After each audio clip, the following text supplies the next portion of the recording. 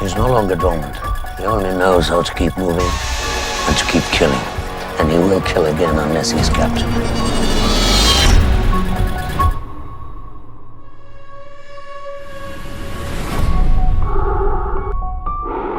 Happy Halloween!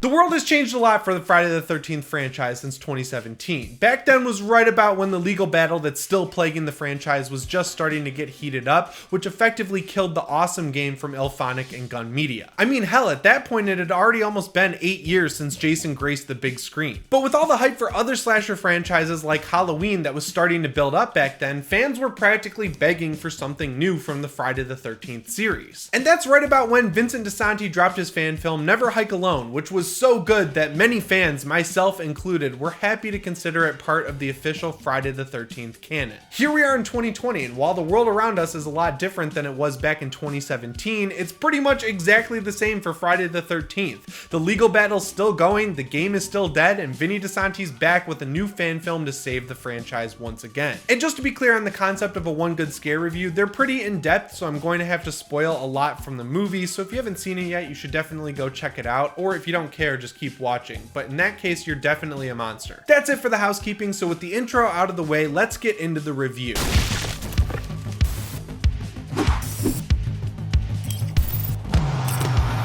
The thing that's immediately clear from the very first frame of Never Hike in the Snow is the massive jump in quality from Never Hike Alone. I'm definitely not saying that the first movie looked bad by any means, but everything from the framing to the lighting to the overall video quality took a huge step up here to the point that it's probably doing it a disservice to watch it on YouTube. I think that's super important to bring up right out of the gate too, because I've seen plenty of fan films that have a great first movie and then they do a Kickstarter or an Indiegogo for a sequel, and then suddenly there's a huge drop off in quality. And if you want a great example of that, check out the Hell House LLC trilogy. But honestly, even from the first trailer for Never Hike in the Snow, I knew that wasn't going to be an issue here. Even with that jump in production quality though, this one delivering on that Tommy Jarvis sting from the end of the first movie, keeping the Ghost Jason costume pretty much identical to the first movie, and also keeping a very similar setting, make this one feel like a direct sequel rather than a completely different film. And that's another important aspect that I'm glad they kept in mind. The story was also a big surprise for me too, because the trailer and all of the subsequent marketing have made it seem like Cortland's character Mark Hill was going to be the lead in this movie, but he's killed off in just the first few minutes with an absolutely brutal axe swing to the face. Like, there's no question that he's just dead. After that awesome intro, the main character of the movie really is revealed to be Sheriff Rick Colon, and yes, he is played by Vincent Gustafaro, which is awesome. And then you've got him and his deputy Alan Mabry butting heads with Tom Matthews' Tommy Jarvis, which again, that's so cool that a fan film has these actors coming back, and it makes it feel like a direct sequel to Jason Lives, and that's something I personally have always wanted. Jason Lives is far and away my favorite Friday the 13th movie, and it kind of has that Thor Ragnarok feel in the sense that even though it's the end of a trilogy, it kind of feels like the start of a new one because of all these awesome characters and plot lines that are introduced. I always thought it was super weird that they didn't continue on with those characters and instead kind of rebooted the whole thing with part 7. So Vinny taking these ideas and plot threads that were introduced in part 6 but never really explored later, like Tommy Jarvis butting heads with Rick Colon and running with them, is what I mean when I say this doesn't feel like a fan film. Out of the 3 actors who play Tommy Jarvis in the series, Tom Matthews has always been my favorite, not only because he's in Return of the Living Dead, which is probably my favorite zombie movie, but also because he's the Loomis to Jason's Michael for the first time in the series so far. It sucks that it only happens in one movie, but he does such a good job at it that like he stands out from the rest of them for me. The other side of the coin here is that it actually really helps that this movie is a fan film in the long run, because while we're seeing other franchises like Halloween make official sequels that retcon pretty much the entire franchise, you can't really do that with Friday the 13th and pick up after part 6. You know, like going from Halloween 1 to Halloween 2018 is a very simple jump, but starting off with a direct sequel to the 6th movie in a franchise, probably not something that a big studio would do. But you can definitely do that with a fan film, especially one that's fan funded, because everyone showing up to watch it is most likely a diehard fan of the franchise, so they know the lore like the back of their hand. Like going from part 6 to Never Hike Alone and Never Hike in the Snow, that's a very easy jump for hardcore Friday the 13th fans. For a 20-minute movie, there are a lot of plot threads being picked up and woven together here, but Vinny does a great job with it, and I feel like that really comes down to the fact that he has real actors who can actually handle extended dialogue scenes. And it also helps that Cortland's insane practical death isn't the only one in the movie. Jason actually explodes Deputy Mabry's head with a shotgun,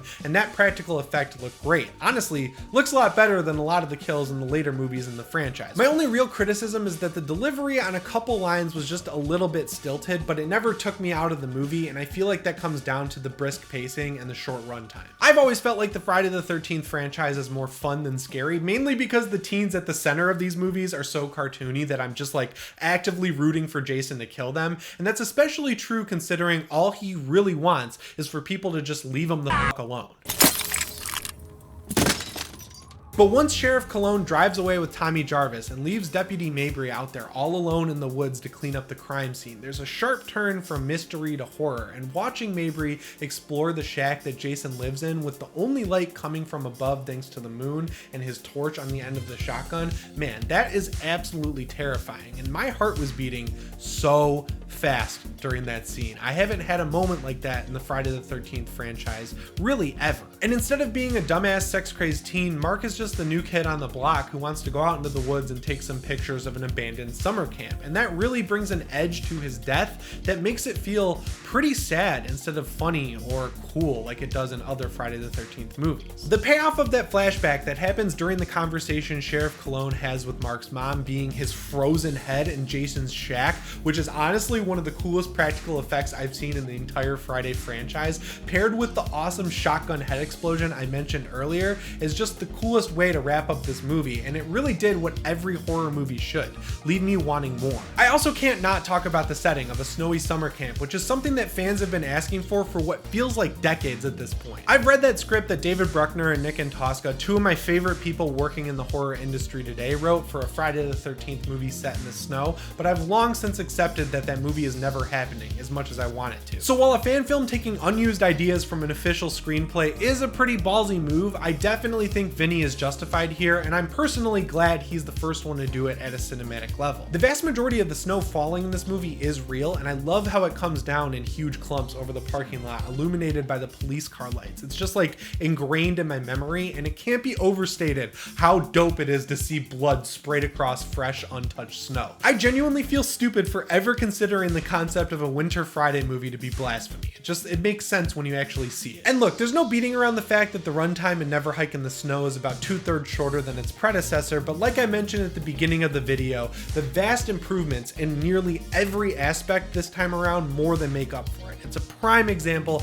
of quality over quantity. I also noticed that while things wrap up pretty well for Kyle and Alone, other than of course the Tommy Jarvis thing, in Snow they leave things open for more sequels or potentially a TV series. I want to see one or the other happen either way, but in all honesty, since the wait between new entries is so long, I'd really love to see a third part that takes all of the setup and finally delivers on it with a solid conclusion. So at the end of the road, you can take them all and stitch them together as a true Friday the 13th Part 7. There's really not a hard lock continuity in the Friday the 13th franchise other than the fact that you can't kill Jason, so the way that Vinny is taking the best plot points from his favorite movies and mashing them all together into one coherent story is exactly what I've wanted since I saw Friday the 13th Part 4 for the first time back on AMC Fear Fest when I was around 9 or 10 years old, I want to say. I'm actually excited to be talking about Friday the 13th again, and instead of it being because the lawsuit might be wrapping up in the next few years, it's because someone who really knows the franchise inside and out said f it and made something genuinely cool. So my ultimate verdict on Never Hike in the Snow is that lightning has somehow struck twice, and Vinny has made yet another fan film that I want to be included in the Friday the 13th canon. For that reason alone, I think you should definitely check it out. Just a disclaimer, I'm nowhere near the expert on Friday that I am with Halloween, but in my opinion, if you just picked up that awesome box set from Scream Factory, you should start out by watching Friday the 13th Part 6, Jason Lives,